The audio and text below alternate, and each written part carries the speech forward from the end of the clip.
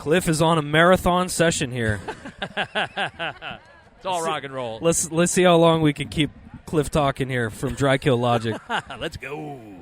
Yes, we're out here first day at Aftershock Festival, Rock News Weekly, and 105.7 The Bear. And Cliff out here.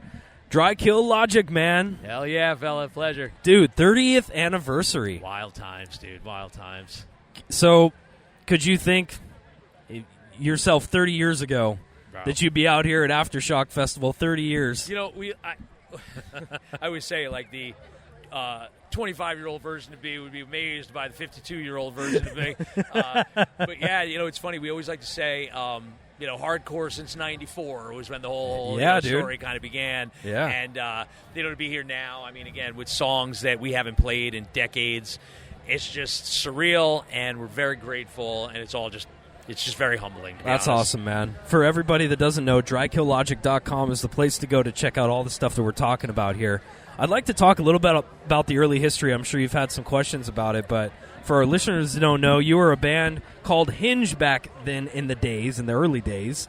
But there was an interesting story about the recording studio, I guess, that had the same name, threatened some legal action when you guys signed to Roadrunner. What was the deal there? Oh, buddy.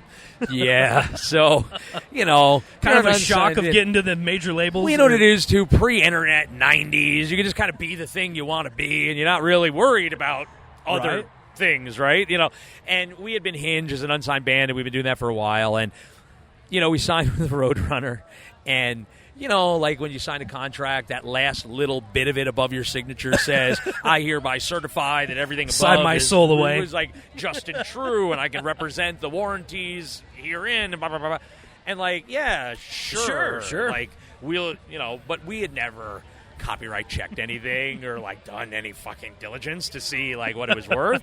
So we get close to releasing the record, and the attorney for Roadrunner does a copyright check, realizes that it's taken in the entertainment category, right? Because there's categories of copyrights. Same and if we had been category. A barbershop, if we had been a barbershop, it wouldn't have been a problem. But unfortunately, it was the same category. And they reached out, and, you know, life is about leverage. And when you call a copyright owner and you say, I'm calling from a rather large record label, and we have a priority artist coming out that wants to share your copyright, the answer is, like, you know, and you might as well just name your price.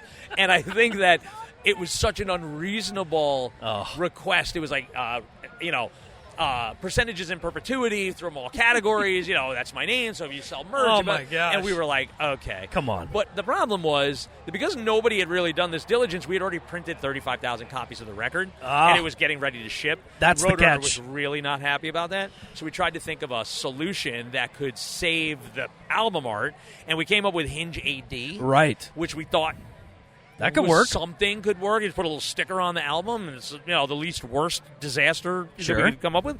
And unfortunately, legal did not think that was enough to get past the copyright claim.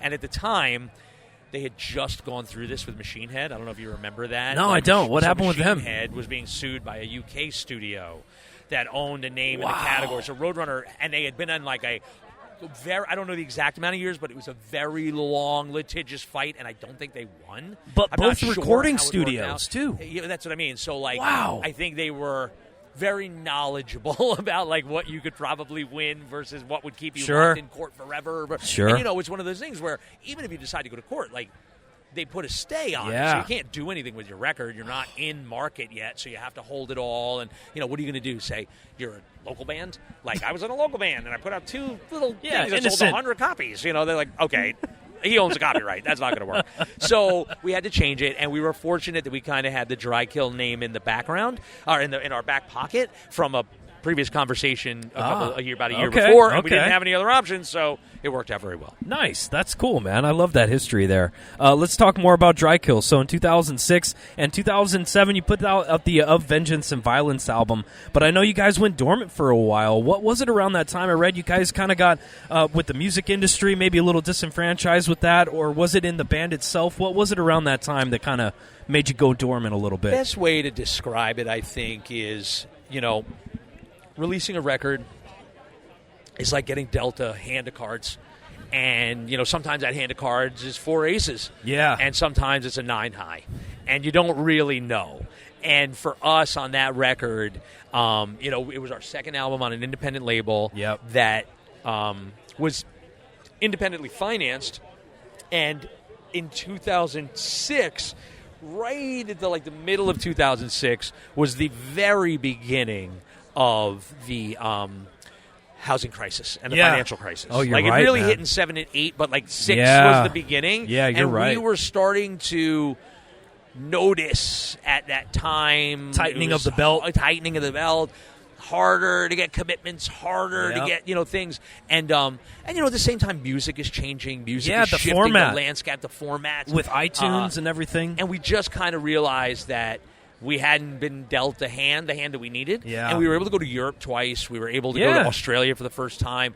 But by the time we had come back from those tours and we had just put the record out, the label had gone under, and I think there was no big drug issue. There was no interpersonal. It's just band industry dilemmas. shit. It was a situation, if I'm being honest, you love something so much that you realize that it just can no longer continue. Yeah. There's no reason to do anything official. We're breaking up. Right. We're all still friends. We go to dinner. We're still all very close. That's awesome. And, we just would hang out. We just would go to rehearsal. So, yeah, I don't know. I like to say that, I don't like to talk to the universe too much. I like to listen to what the universe has to tell me. Sure. And I think at that point, the universe was telling us that, the time had come to put it down for a minute. Well, let's fast forward to 13 years later. You guys came back with the single Don't See Ghosts. We've been playing it on the Bear along with the new one, Now You Belong with the Dead. Oh, awesome. So is this a taste of what's to come on a new album? Is there anything you can give us there? Release date? Some kind of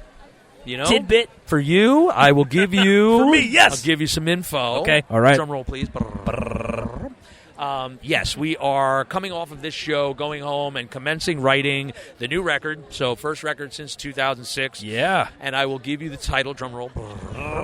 Your Sins Will Find You. Ooh, I love that. Yes. Okay, that what's the inspiration behind that title? That sounds really intriguing right off the bat. Yeah, I just think that, we live in a world that feels like... almost a karma kind of a thing? Well, yeah. It'll catch up with you? We just live in a world where it feels like we've forgotten that, what goes around comes around, and we've forgotten the idea that there is a responsibility for our actions and our accountability. words and accountability. And, it felt like a title that resonated because, again... we all in the band believe that the greatest form of leadership is leadership by example. If you want people to believe something about you, you must be willing to do the thing that you expect others to do as well. 100%. And too often, perhaps most people don't. So yeah, it was just a bit of karmic observation, if you will. That's killer. All right, you guys said you're going in the studio and doing this. How do you guys like to? What's your studio process? Do you like to capture everything as live as possible, or are you guys kind of more separately recording from the home studio kind of thing and bring it to the band? Well, it starts with the writing, and usually because of the way we've written in the past, we've had a very short window of time to produce a body of work. So it forces you to go into silos. Okay, come up with a bunch of riffs. You're on those deadlines. Studio. Come up with a bunch of drum beats and bring them to the studio. I'll come up with a bunch of verses and come to the studio, and then we'll just hammer this shit together and we'll just put it out and we'll record it. And you don't necessarily have the time to be like, is this awesome? Did we nail it? Did I articulate really what we want? The thought the way I hear it in my head, or did I just smash words onto paper and jam them into a phonetic structure and I think it makes sense to me? You know what I mean? So we just never had the time to think about it that way, but now we do, and perhaps that's one of the things that's most appealing is that we can be so rigorous with the art. And it sounds more organic that way too, that you guys you're not in a place of a deadline or an obligation. You're just doing it because you feel it. And to your point, to answer your question, it allows us to be in a room, it allows us to be together, it allows us to do it in a way where everybody's really bought into the idea, and that's important. It is, and it comes across in the recording too. When you have that kind of chemistry, and you're not miles or different cities apart, and you have one little part, and it kind of feels patchwork. Exactly. You know what I mean? And not really cohesive. Yes. 100%. Yeah, that's awesome, man. Well, I can't wait to hear more from it. So I want to ask with the live shows, what you guys have worked your way obviously up from the clubs. You guys have paid your dues, and now you're at huge festivals. Still 30 years later, pulling in massive crowds.